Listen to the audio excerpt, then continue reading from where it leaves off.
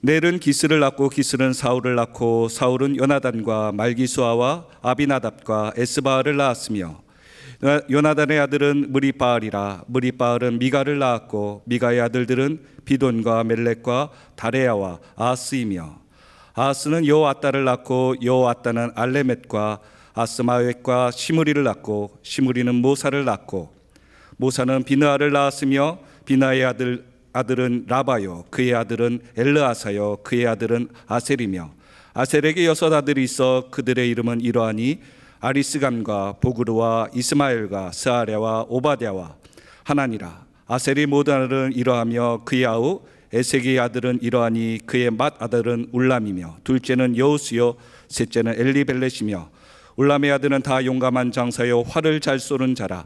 아들과 손자가 많아 모두 150명이었더라. 베냐민의 자손들은 이러하였더라. 아멘.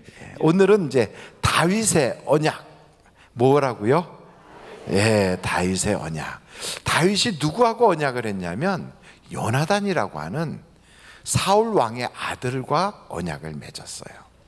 사울 왕의 아들 몇이 있었지만 그 중에 요나단이 대표적인 사람이에요.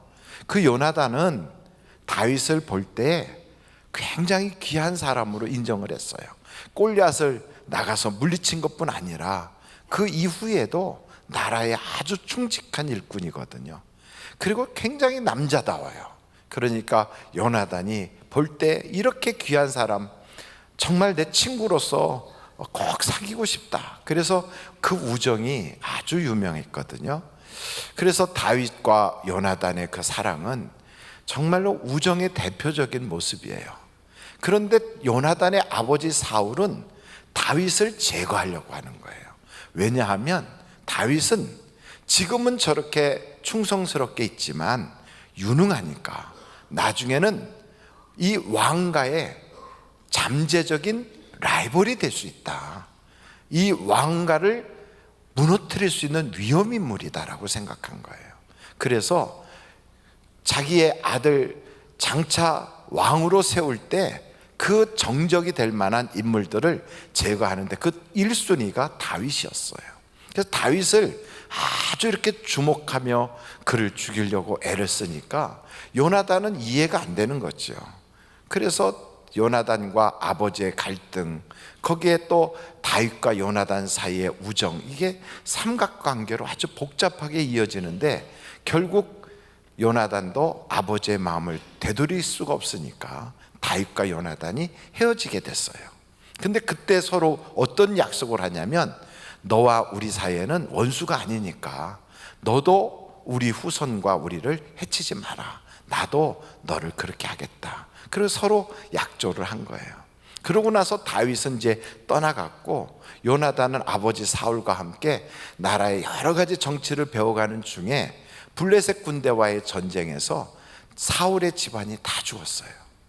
그때 사울과 요나단 비롯해서 사울의 아들들이 죽음을 당했는데 다 아시는 것처럼 옛날에 왕가가 무너지게 되면 그 왕족 집안은 다 어떻게 될까요? 잘 아시는 것처럼 고려가 망할 때 우리나라에 이성계가 이시조선의 태조가 되잖아요. 그러면서 고려 왕손들이 다 어떻게 됐지요? 죽음을 당한 거예요. 그래서 그때 왕씨 성을 가진 사람들이 성을 바꿨어요. 왕자에다가 점 하나 딱 찍으면 옥씨가 되잖아요. 그리고 위에다가 이렇게 그 지붕을 얹고 밑에다가 점 2개 찍으면 김씨가 되잖아요. 이런 식으로 성을 다 바꾼 거예요. 그리고 지붕만 급하게 올리면 전씨가 되잖아요. 그래가지고 왕씨 집안이 전씨로 옥씨로 김씨로 막 바꿨어요, 성을. 그러지 않은 사람들은 그냥 귀양을 보낸다고 배에다 태워갖고 가다가 바다에다 막 빠뜨려서 죽이고. 그러니까 왕족이었던 사람들은 그 나라가 망할 때 왕씨 집안이 망하면서 그 죽음을 당하는 거죠. 마찬가지로 사울의 집안이 전쟁에서 패하면서 무너질 때 그 후손들이 다 죽을 수밖에 없었던 거예요. 그런데 오늘 우리가 읽었던 역대상 8장의 33절부터 보면 기스의 아들 사울의 후손들이 많이 나와요? 아니면 다 없어졌어요? 왜 대답을 좀 그렇게, 지금까지 이상한 이름들을 많이 읽어보지 않으셨습니까? 거기에 뭐 여러 아들들의 이름들이 계속 나오잖아요. 그 말은 왕가가 망해버렸는데, 기스의 아들 사울의 집안이 망했는데, 그런데도 그의 후손들이 번창을 했어요. 어떻게 돼서 이런 일이 있었을까? 바로 다윗이 그 후손을 지켜준 거예요. 그러니까 다윗은 약속을 지킨 거죠. 이 약속을 지킨 것 때문에 다윗도 도움을 받아요. 무슨 얘기냐면, 다윗은 어느 지파의 사람이냐면 유다 지파의 사람이에요. 그런데 다윗이 죽고 솔로몬이, 다윗의 아들이 왕이 됐어요. 그러다가 솔로몬도 세상을 떠난 다음에 다윗의 손자되는 르호보암이 왕이 됐어요. 바로 그때 나라가 쪼개져요. 북쪽으로 이스라엘이라고 그러고 남쪽으로 유다라고 그러고 쫙 갈라지는데, 다윗의 집안만 외톨이가 되고 다른 사람들이 다 떠나서 북쪽에 이스라엘이 10개 지파가 모여서 그 당시에 여로보암이 나라를 이스라엘이라고 이름을 바꾸거든요. 그런데 바로 그때 다윗의 집안인 르호보암을 끝까지 옹립했던 지파가 있어요. 그것이 유다 지파, 그리고 하나 베냐민 지파예요. 그 베냐민 지파는 사울의 집안이거든요. 근데 이 사울의 집안이 자기의 그 집안이 망하고 왕가가 바뀌어서 사울에서 다윗으로 바뀌었음에도 불구하고 다윗이 사울의 집안을 잘 지켜주니까 그 은혜에 대하여 떠나지 않고 끝까지 함께 하는 거예요.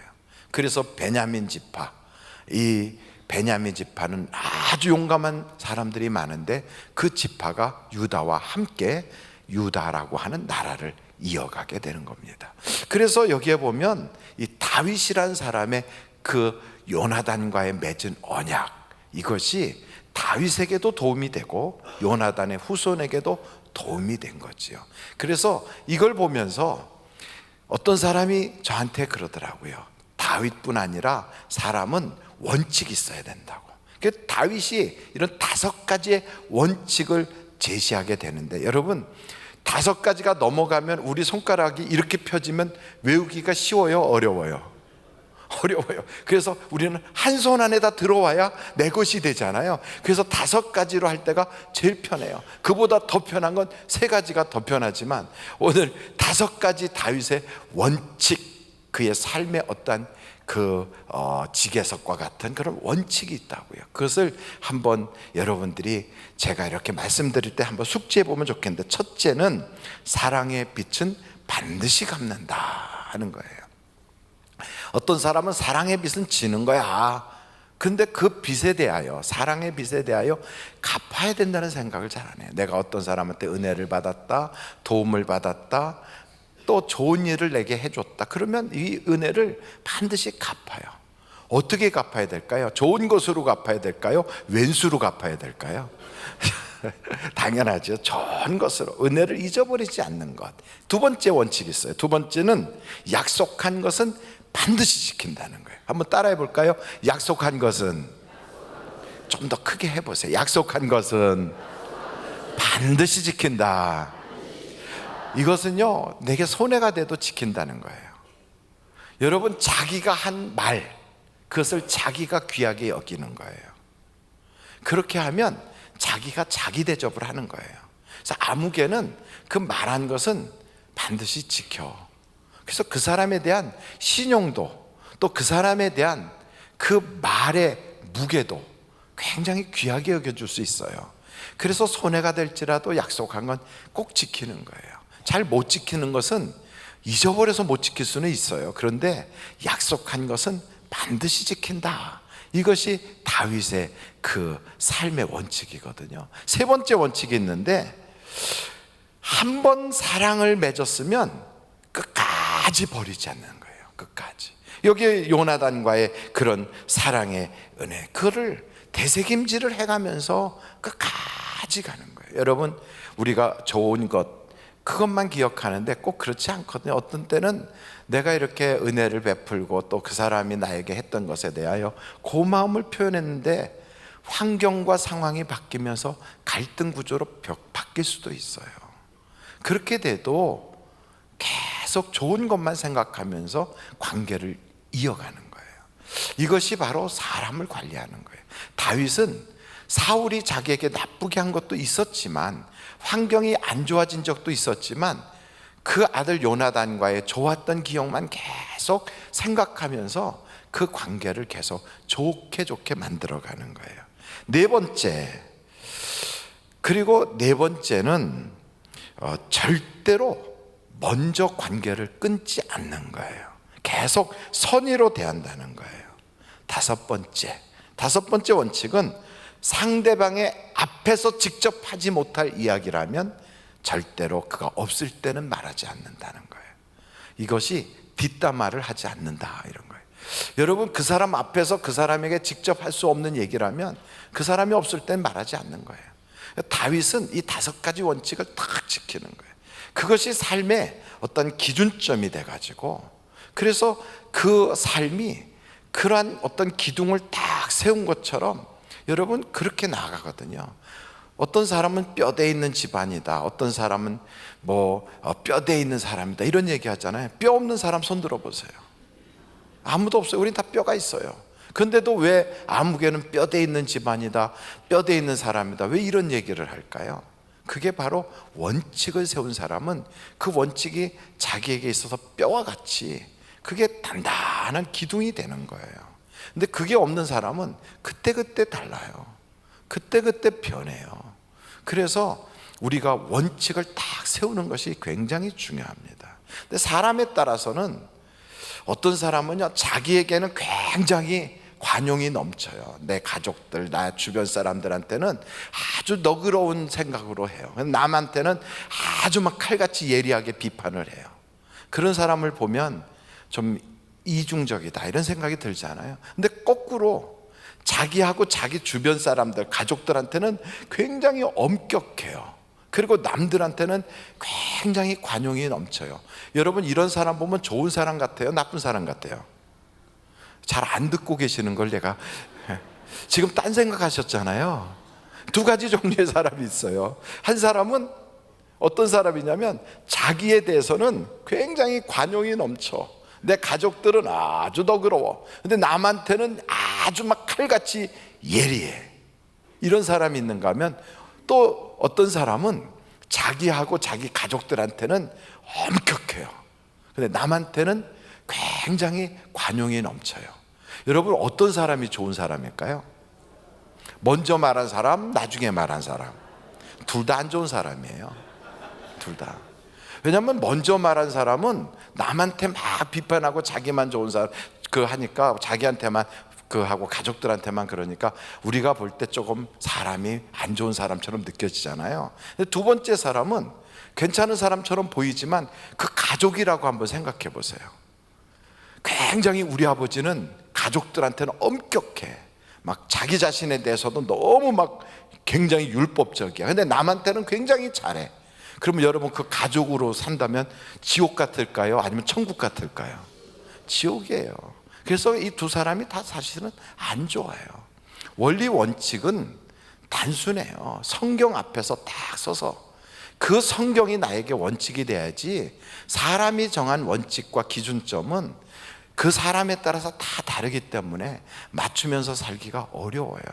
그래서 성경을 이렇게 보면 성경의 기준점이 딱 나오는데, 신명기서 27장 28장에 보면 하나님께서 그 기준점을 그렇게 정하게 하는 거예요. 그리심산에 딱 6개 지파가 올라가게 하고, 또 나머지 한 6개 지파는 그 어느 산이더라? 여기 여러분, 에발산. 그래, 에발산. 그러니까 이쪽에 에발산, 여기 그리심산, 이렇게 산이 2개가 딱 서로 마주보는 산인데, 이 에발산에는 6개 지파가 올라가, 그리심산에도 6개 지파가 올라가요. 그래 놓고서는 그 당시에는 사람들이 글을 잘 못 읽거든요. 그리고 문맹률이 굉장히 높잖아요. 근데 그것을 외우게 하는 거예요. 어떤 식으로 했냐면, 신명기서에 보니까 이런 얘기가 나와요. 제가 한번 여러분 볼게요. 부모를 경휼히 여기는 자는 저주를 받을지어다. 이렇게 이쪽에 있는 6개 지파가 큰 소리로 막 그래요. 그러면 이쪽 반대쪽에 있는 사람들은 아멘 그래요. 그럼 또 이쪽에서 또 계속해서 뭐라고 얘기하냐면 그 이웃의 경계표를 옮기는 자는 저주를 받을지어다. 그럼 이 반대에 있는 사람이 아멘. 여러분, 이걸 계속하게 되면 저주를 받을지어다 이렇게 하면서도 그 이야기하는 사람들이 어떤 느낌을 받을까요? 생각 안 해보셨죠? 근데 저는 생각을 해봤어요. 그때 그 산에 올라간 사람들이 어느 정도 되냐면 이스라엘의 그 당시 광야에 있는 사람들이 약 60만이래잖아요. 한쪽 산에 30만이 올라가요. 이쪽 산에 30만 명이 올라가요. 아주 산이 인산이네요. 그런 상태에서 이쪽에 있는 사람들이 다 같이 같은 음성으로 내 부모를 경휼히 여기는 자는 저주를 받을지어다. 그러면 이쪽에 한 30만 명이 아멘 그러는 거예요. 그럼 그렇게 계속 해 나갈 때 그 사람들의 마음이 울림이 엄청 크지 않았겠어요? 아마도 그걸 하면서 이쪽에 저주를 선포하는 사람들도 내가 이렇게 살면 안 되겠구나 하는 눈물이 막 쏟아졌을 것 같아요. 아멘 하는 사람도 반드시 내가 지켜야 되겠구나 이런 그 마음이 드는 거예요. 그러고 나서 저주만 하면 안 되잖아요. 축복하는 거예요. 그럼 뭐라고 축복하냐면 그 다음에 신명기서 28장에 보니까 내 하나님의 여호와의 말씀을 삼가 지키는 자에게는 복이 있을지어다. 그러면 이쪽에서 아멘. 그러면 나가도 복이 있고 들어와도 복이 있을 거다. 그러니까 이쪽에서 아멘. 떡반죽 그릇까지 복을 받을지어다. 그럼 이쪽에 아멘. 여러분, 이런 복에 대한 이야기를 막 하게 되면 얼마나 또 다시 막 업이 되겠습니까? 이렇게 마음속에 하나님이 정한 다 기준을 잡는 거예요. 그래서 사람마다 다 다르고 성향마다 다르고 고향마다 다른 게 아니라 말씀을 기준점으로 딱 정하다 보면 우리가 그 말씀 앞에 서는 순간 거울 앞에서 나를 돌아본 것처럼 되잖아요. 그렇게 되는 사람은 성경이 말한 대로 남을 비판하지 않아요. 자기를 돌아보게 돼요. 그리고 그 돌아본 사람은 남에게 뭐라고 하기 전에, 가족에게 뭐라고 하기 전에 먼저 내 눈에 들보를 먼저 뽑으려고 그래요. 여러분, 그렇게 되는 가정, 그렇게 되는 사회라면 그 사회는 살만한 사회가 되는 거예요. 그렇지 않겠습니까? 그냥 만나면 너 때문이야, 그리고 내가 잘못했지, 이거 누가 그랬어, 막 이러는 집안하고 딱 만나면 이렇게 했으면 아이고 그거 내가 조금만 더 주의 깊었으면 안 그랬을 텐데 미안해. 그리고선 그릇을 깬 건 부인이 잘못해서 뚝 떨어뜨렸는데 남편이 내가 그거 깨질 것 같았는데 내가 보고 나서 바로 가지고 가서 옆에다 놓을 걸, 여보 미안해, 다친 데는 없어, 이렇게 말하면 여러분 살만합니까 아닙니까? 살만해요. 그리고 딱 밥을 해가지고 왔는데 된장을 찌개를 딱 먹어봤더니 기가 막히게 맛이 없어. 완전히 이거는 어떻게 이 같은 재료로 이런 작품을 만들까? 너무 기가 막힐 때가 있을까요 없을까요? 있어요. 살다 보면 별일이 다 있으니까. 그 딱 먹어볼 때 여러분 다른 사람 같으면 이걸 된장찌개라고 끓였어 이렇게 말할 수 있는데 여보 미안해, 내가 입맛을 고치지 않아서 여전히 내가 이렇게 말한다면 여러분 그런 사람하고 살 맛이 나요 안 나요? 나잖아요. 당신은 너무 수고했는데 내가 입안이 껄끄랬는지 맛이 오늘따라 좀 그래, 미안해, 내가 물 좀 타서 먹을게, 이렇게 하면 훨씬 낫잖아요. 그리고 밥을 먹었는데 돌이 꽉 씹혀서 이빨이 부러질 뻔했어. 그냥 바위덩어리를 넣고 막 이렇게 하는 사람하고 딱 하면서 아이고 내가 돌을 좀 골라 먹을 거 미안해, 이렇게 말하면 훨씬 낫잖아요. 그래서 성경이 뭐라 그러냐면 하나님의 말씀 앞에 자기를 딱 비춰보면 잘난 사람 없어요. 그리고 그냥 내가 너보다 옳다 이렇게 말할 수 있는 사람이 아무도 없어요. 남을 비판할 수가 없어요.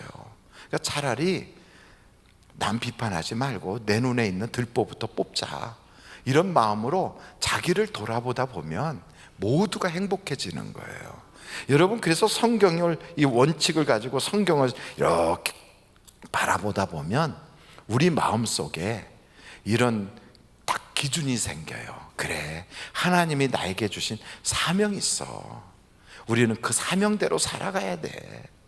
그것이 바로 다윗이 5가지의 원칙으로 나는 어떻게든지 그 약속한 건 반드시 지킨다. 사랑의 빚을 진 거는 반드시 갚는다. 내가 남들에게 먼저 해코지에 절대로 하지 않는다. 한번 맺은 그 인간관계는 끝까지 감사하고 관리한다. 그 사람 앞에서 직접 하지 못할 말이라면 나는 그 사람 없을 땐 말하지 않는다. 이런 정도의 원칙을 다 가지고 있는 것처럼 우리 예수 믿는 사람에게는 2가지의 사명이 있거든요. 그게 뭐냐면 그 첫째가 나는 예배가 나의 인생의 사명이다. 그리고 2번째는 하나님이 나를 지금까지 두신 것은 선한 행위를 하라고 하나님이 나에게 살게 해주셨다. 이 마음을 딱 갖는 거예요. 내게는 손이 2개고 발이 2개고 눈이 2개고 콧구멍이 2개고 귀가 2개잖아요. 그 왜 2개씩 해놨을까? 사명이 2개예요. 하나는 예배, 또 하나는 선행이에요. 그래서 예수 믿는 사람은 선한 일이 그게 해도 되고 안 해도 되는 게 아니라 하나님이 우리를 선한 일을 하라고 만들어 놓으셨고 우리를 구원한 이유도 선한 일을 하라고 해놓으셨기 때문에 이렇게 다윗이 자기가 환경이 바뀌든 세월이 달라졌든 여건이 달라졌든 상관없이 선한 일을 하는 거예요. 근데 여러분, 선한 일을 할 때 보면 사람마다 별 사람이 다 있기 때문에 내가 선한 일을 했는데도 때로는요, 내가 없는데도 없는 거를 줄여서라도 막 이렇게 베풀었는데 그렇게 했던 그 사람이 나를 배신하거나 내 돈 떼먹거나 혹은 나에게 악한 이야기를 하거나 이런 경우가 있을까요? 없을까요? 별일이 다 있어요. 살다 보면 별일 다 있어요. 그래서 속 썩을 때도 있고 배신당할 때도 있고 억울할 때도 있고 다 있어요. 그럼 사람들이 선한 일을 하다가 에이, 저 인간한테 내 못하겠네 하고 포기할 수도 있을까요? 포기하고 싶은 마음이 들 때가 있어요. 그런데 성경에 보니까 선한 일을 하다가 낙심하지 마라 그랬어요. 한번 절달해 볼까요? 선행하다가 낙심하지 마라. 왜 그런가 하면 선한 일을 우리가 하는 것은 그 사람한테 내가 선한 일을 했을까? 그 사람한테서 내가 받으려고 계산을 가지고 하면 낙심하게 돼요. 근데 이 선한 일은 사명이라고 그랬잖아요. 사명은 여러분 그 반응이 어떻게 되든지 하는 거거든요. 복음을 전하러 나가는 선교사님들이 복음을 전하다가 죽음을 당하는 경우도 있어요. 그러나 그 죽음을 당하는 그 마지막 순간에도 사명이기 때문에 복음을 전하거든요. 똑같이 예배도 우리에게는 사명이고요. 선한 일도 사명이에요. 그래서 우리가 쭉 꾸준히 하다 보면 그 선한 일을 한 만큼 하나님이 우리에게 역사해 주시는 거예요. 그런데 그것을 보상을 그 사람한테 받으려고 하면 절망할 때가 많아요. 여러분, 4분의 1 법칙이라는 게 있어요. 4분의 1 법칙이라는 건 무슨 얘기냐면 50%는 그냥 내가 아무리 착한 일을 해도 나중에 나에게 도움이 필요할 때 그 사람들 핑계하고 안 도와줄 사람이 10명 중에 5명이다 이 말이에요. 그런데 그 25%는 도리어 내가 선을 행했는데도 악하게 갚을 때가 있어요. 그러니까 은혜를 원수로 갚는 사람들도 있어요. 그렇지만 남은 25%가 이 사람들이 나에게 은혜를 은혜로 갚게 된다는 거예요. 그래서 그게 4분의 1 법칙이다 그래요. 여러분, 성경 잠언서를 한번 찾아보실까요? 잠언서 한번 17장 13절이에요. 한번 다 같이 읽어보겠습니다. 시작. 누구든지 악으로 선을 갚으면 악이 그 집을 떠나지 아니하리라. 그래서 여러분도 누군가가 나에게 선을 베풀었는데 내가 그것을 악한 마음으로 혹은 또 내가 그것을 오해를 해가지고 뭔가 잘못해서 악으로 갚게 되면 우리 집안에 악이 떠나질 않는데, 그러니 여러분, 내가 그 사람이 한 게 괘씸하다 이렇게 느껴질 때도 혹시 오해일 수 있어요. 또 어떤 사람인가 모함했을 수도 있어요. 그 사람을 아닌 이야기를 소설처럼 썼을 수도 있어요. 그래서 우리는 함부로 남을 악하게 하면 안 돼요. 그 다음에 한번 15절인데 15절 한번 볼까요? 잠언서 17장 15절이에요. 같이 한번 읽어보겠습니다. 시작. 악인을 의롭다 하고 의인을 악하다 하는 이 두 사람은 여호와께 미움을 받느니라. 그러니까 악한 사람인데 그 사람이 나하고 친해, 그렇다고 막 의롭다고 그래요.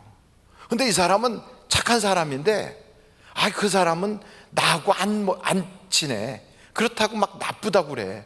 이렇게 얘기하면 하나님이 그런 사람을 악하다고 그런대요. 기뻐하지 않고 미워한대요. 그러니 여러분, 하나님한테 미움받아서 인생이 풀리겠습니까? 그러니까 우리는 사람을 함부로 판단하면 안 되는 거예요. 내 선입견 때문에 함부로 판단할 수가 있을 거거든요. 그래서 여러분, 우리는 무조건 사람에 대해서는 좋은 생각만 하기로 결심을 해야 돼요. 아멘. 보세요. 그 사울의 아들 요나단의 아들 중에 무비보셋이라고 있거든요. 누가 있다고요? 무비보셋. 이 무비보셋은 나이가 5살쯤 됐을 때 그 자기 할아버지 사울이 죽으면서 자기 아버지도 죽고 집안이 망해버렸어요. 그리고 적군이 막 쳐들어오니까 그 유모가 그를 안고 급히 피난 간다고 도망가다가 아이를 5살 때 그 아이를 떨어뜨렸어요. 그래가지고 척추가 다친 거예요. 그 바람에 하반신 전체를 못 쓰는 불구자가 됐어요. 다른 사람들은 막 죽어나가는데 이 사람은 불구자니까 아무도 그냥 손을 안 대가지고 무비보셋이 살아남았어요. 그러던 차에 다윗이 왕이 되고 나서 요나단 집안에, 사울의 집안에 누가 살아난 사람이 있느냐 했더니 2다리를 못 쓰는 무비보셋이라고 있다고. 그러니까 그를 데려와라. 그러니까 무비보셋이 자기를 죽일 줄 알고 벌벌벌 떠니까 아니다, 난 너 아버지하고 약속한 게 있어, 안심해라. 그리고 사울의 재산을, 그 망한 왕조의 재산을 무비보셋에게 다 줬어요. 그리고 무비보셋 보고는 나하고 같이 늘 식사를 같이 하자, 그리고 왕의 밥상에 같이 앉아서 밥 먹는 그런 신분으로 올려줬어요. 그러면서 무비보셋 집안에 그 모든 재산을 그 옛날 사울이 있을 당시에 그 집에 종으로 있었던 시바라고 하는 사람을 불러가지고 너 무비보셋 집에서 네가 종이 되라, 그렇게 거기다 종으로 붙여놨어요. 여러분, 이런 상태가 되면 시바는 기분이 좋을까요, 나쁠까요? 다시 한번 처음부터 설명을 시작할까요? 아니, 무비보셋이라는 사람이 사울 왕집에 있는 모든 재산을 다 가졌어요. 근데 그 재산은 사실은 시바가 자기 주인이 망할 때 자기 재산으로 돌려놨었거든. 근데 이걸 다 뺏겨서 무비보셋에게 간 거예요. 그러면서 자기를 이제는 그 집에서 해방됐다고 좋아했더니 그게 아니라 다윗이 시바 보고 내가 저 집의 종이 되라, 그래가지고 시바의 아들과 그 집안에 있는 모든 사람이 무비보셋의 종이 돼서 그 집 농사를 져줘야 돼요. 여러분, 그러면 시바가 기분이 좋아요, 나빠요? 그럼 시바는 늘 무슨 생각을 할까요? 어떻게든지 무비보셋에서 벗어날까, 요 생각만 하겠지요. 그러다가 기회가 왔어요. 압살롬이 반역을 일으켰어요. 다윗이 도망가는 거예요. 바로 그때 이 시바가 다윗에게 막 쫓아가서 그냥 막 음식으로 대접하면서 막 가서 꼬리를 살랑살랑 쳤어요. 그랬더니 왜 무비보셋은 안 왔느냐 그랬더니 시바가 뭐라 그럴까요? 좋은 얘기 할까요? 모함할까요? 모함해요. 그러고서는 다윗이 그러면 무비보셋의 재산을 네가 가져라, 이렇게 된 거예요. 풀려났어요. 너무 기뻐요. 근데 무비보셋은 억울한 게 시바가 자기를 도와줘야만 움직일 수 있는 하반신 전체가 불구해요. 꼼짝할 수가 없으니까 다윗한테 갈 수가 없었던 거예요. 그러면 여러분, 이런 상태가 돼서 모함을 받았으면 억울하다고 확 죽어버려야 될까요? 아니면 뭔가를 노력을 해야 될까요? 그래서 무비보셋이 뒷북이라도 치겠다는 결심을 갖는 거예요. 여러분, 인생을 살다가 안 좋은 일이 생긴다고 포기하지 마시고요, 뒷북이라도 쳐야 돼요. 버스 떠난 다음에 손이라도 들어야 돼요. 버스가 떠났어. 그래서 손 들고 막 쫓아가면 그 운전하시는 분이 보고 세우는 경우가 생겨요. 기회가 지나갔어요. 아이고 늦었다. 아니에요. 성경에 보니까 문이라도 두드리면 열리는 일이 생기는 거예요. 무비보셋이 바로 그 순간에 다윗이 그 모든 재산을 뺏어서 시바에게 줬다고 하는데도 무비보셋은 어떻게 하느냐, 수염도 깎지 않고 목욕도 하지 않고 옷도 갈아입지 않고 다윗이 오는 그날까지 무비보셋이 근신하듯이 있는 거예요. 그 소식이 다윗에게 전달됐어요. 그러니까 다윗이 한번 이야기를 했던 것을 번복하기가 나쁘니까 시바에게 무비보셋과 재산을 양분해서 너는 너대로 가고 무비보셋대로 재산을 또 나머지를 가져라, 이렇게 나눠주게 된 거예요. 그래서 여러분, 뒷북이라도 치니까 살아남는 거예요. 성경을 가만히 보면 하나님께서 우리에게 살 길을 열어주시는데, 어찌됐든 여러분의 인생에 포기하지 말고 사람 평가하지 말고 하나님께 매달리다 보면 역사가 일어날 줄로 믿습니다. 그래서 원칙을 세우세요. 그리고 한번 시도해 보세요. 처음은 어려워도 반복하다 보면 쉽게 되고 습관이 돼요. 그 원칙은 다윗 5가지의 원칙처럼 여러분의 인생에 새로운 습관을 만드시고 하나님이 기뻐할 수 있는 삶의 인격체로 변화받을 수 있는 도전하는 여러분이 되시기를 주님의 이름으로 축원합니다. 기도하시겠습니다.